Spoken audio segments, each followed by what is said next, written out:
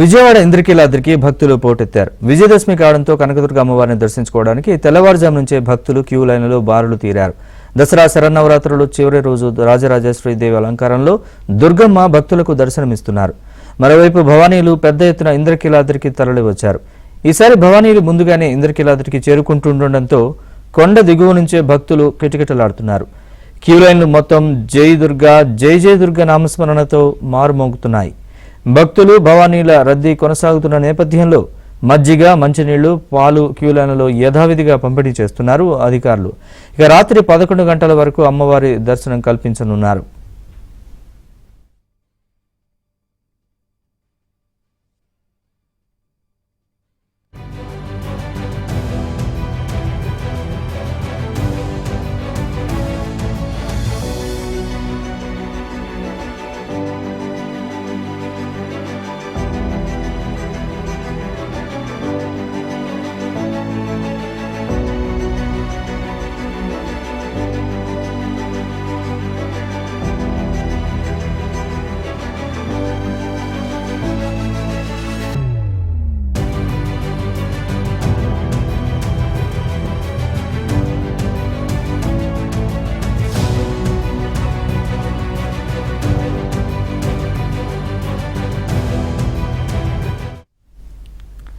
విజయవాడ ఇంద్రకీలాద్రికి భక్తులు పోటెత్తారు.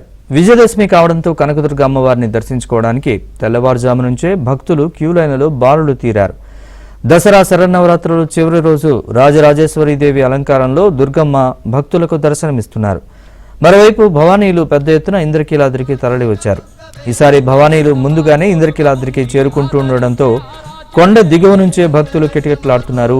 క్యూ లైన్లు మొత్తం జై దుర్గా జై జై దుర్గా నామస్మరణలతో మారుమోగుతున్నాయి. భక్తులు భవానీల రద్దీ కొనసాగుతున్న నేపథ్యంలో మజ్జిగ, మంచినీళ్లు, పాలు క్యూ లైన్లలో యథావిధిగా పంపిణీ చేస్తున్నారు అధికారులు. ఇక రాత్రి 11 గంటల వరకు అమ్మవారి దర్శనం కల్పించనున్నారు.